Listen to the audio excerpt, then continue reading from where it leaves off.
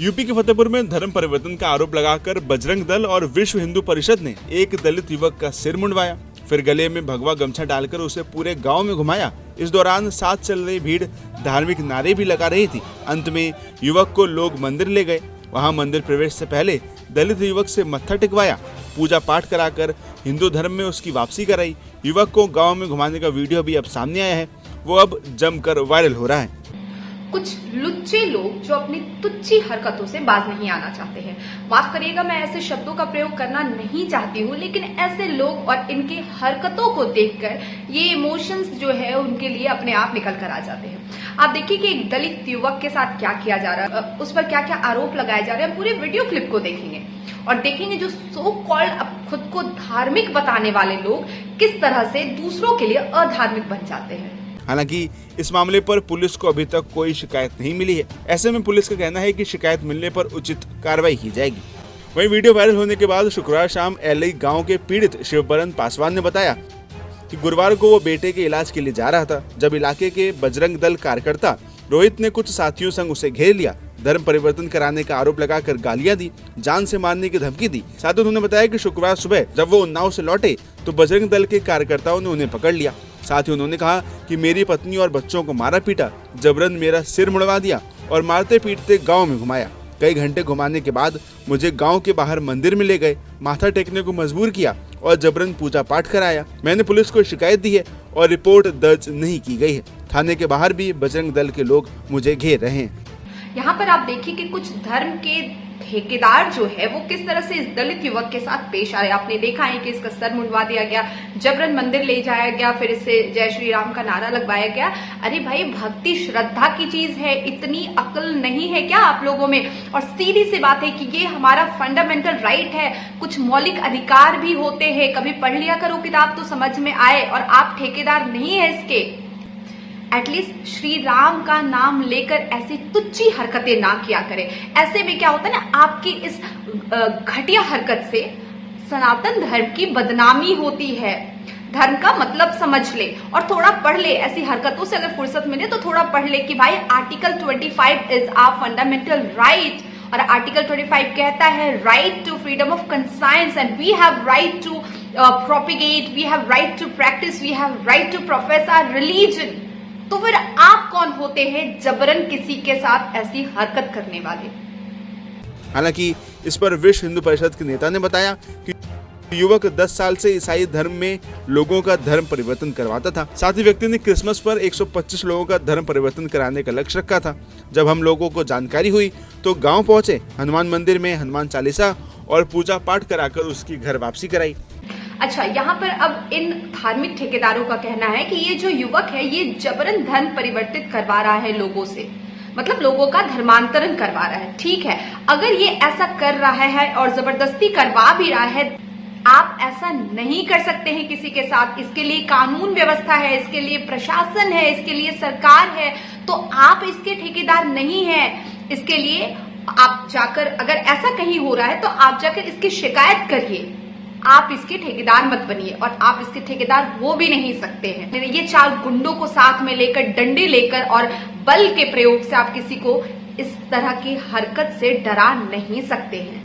वह इस मामले के सामने आने के बाद तमाम तरह के सवाल खड़े होने लगे हैं। ये ऐसा कोई पहला मामला नहीं है जब धर्म के नाम पर किसी को प्रताड़ित किया जा रहा हो।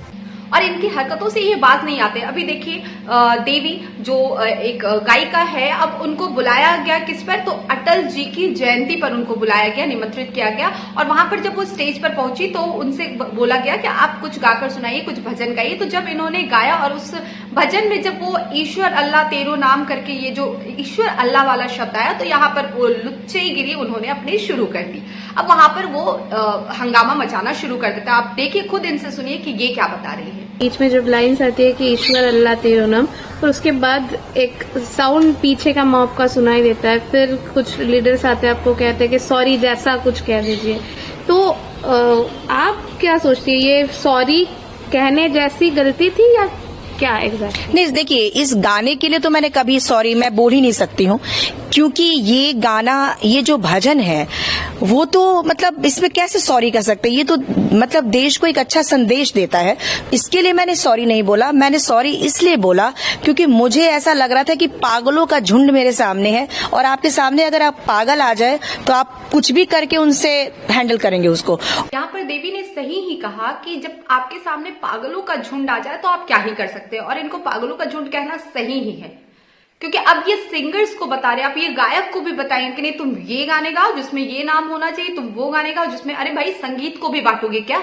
और मुझे भी क्योंकि वहां पे इतने बुजुर्ग लोग थे, बहुत सारे मतलब उम्र दराज लोग थे, वो मेरे पास आए और उन लोगों ने कहा कि शायद सॉरी बोलिए। उनका भी उद्देश्य यही था कि सॉरी बोलने से शायद माहौल को मतलब थोड़ा ठंडा पड़ जाए, और इस नाते मैंने सॉरी बोला था।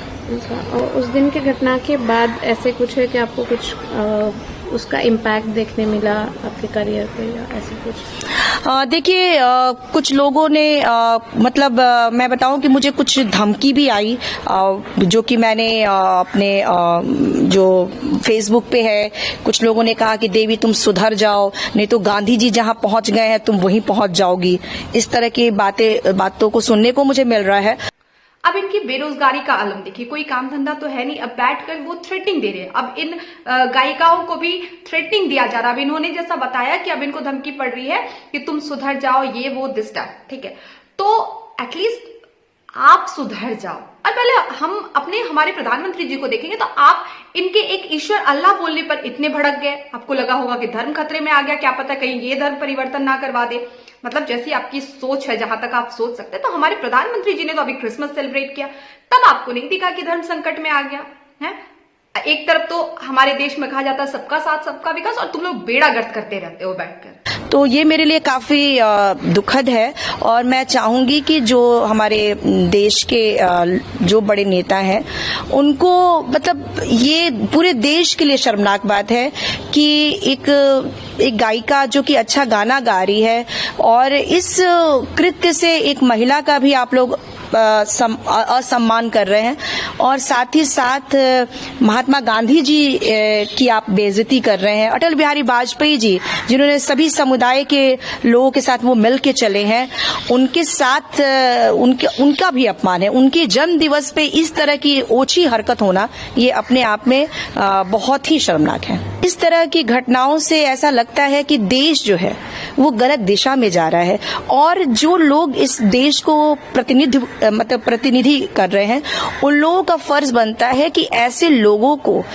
मतलब जैसे पार्टियों में भी उस प्रोग्राम में उस आयोजन में इस तरह के लोगों को जब आपने जो लोग आए होंगे हिंदू संगठन वाले, तो वैसे लोगों को पार्टी को भी दूर करना चाहिए ना, क्योंकि ये सारे लोग जो है वो देश में बुरी भावनाएं पैदा कर रहे हैं ना, यंगस्टर्स को भी बिगाड़ रहे हैं, भटका रहे हैं। हमारे महात्मा गांधी जी ने कहा, अहिंसा की बात कही। ये बिहार जो है वो गौतम बुद्ध की धरती है, महावीर की धरती है। उस जमाने में उन्होंने अहिंसा का पाठ लोगों को पढ़ाया, और आज ये सब लोग जो हिंसा फैला रहे हैं, जो गलत भावनाएं भर रहे हैं, भेदभाव भर रहे हैं, वैसे लोगों को पार्टी भी ऐसे लोगों पे कार्रवाई करनी चाहिए, और उन लोग अगर पार्टी में वो लोग जुड़ने की कोशिश करते हैं ऐसे लोग, तो उनको पार्टी से निकाल देना चाहिए। सबसे बड़ी दिक्कत क्या है ना कि ये साल भर सोएंगे, इनको अपने धर्म से कोई लेना देना नहीं। श्री राम के पद चिन्हों पर चलने से कोई मतलब नहीं है। श्री राम जिनको मर्यादा पुरुष कहा जाता था, उनका नाम लेकर ये हिंसा करते हैं।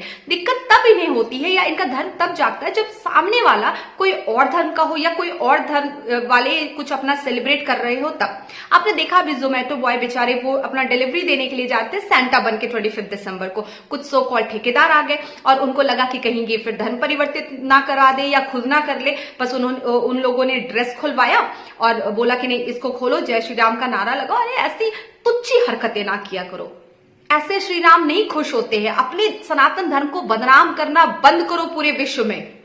अपने धर्म का डंका है, इसे तुच्छी हरकतों से छोटा ना करो। अच्छा, इनकी गुंडे का स्तर भी देखिए, ज्यादा स्तर भी बड़ा नहीं है, इस लेवल पे भी नहीं है कि गुंडे भी कर रहे तो बड़े लेवल पर कर रहे, नहीं। गली मोहल्ले में जहां पर अगर कोई अकेला पकड़ा गया या कोई महिला जा रही है या कोई पुरुष अकेला है, तो फिर उसके साथ 4 गुंडे आ जाएंगे, डंडे ले लेंगे, तिलक लगा लिया, श्री राम का नाम लिया, राम का नाम बदनाम कर रहे।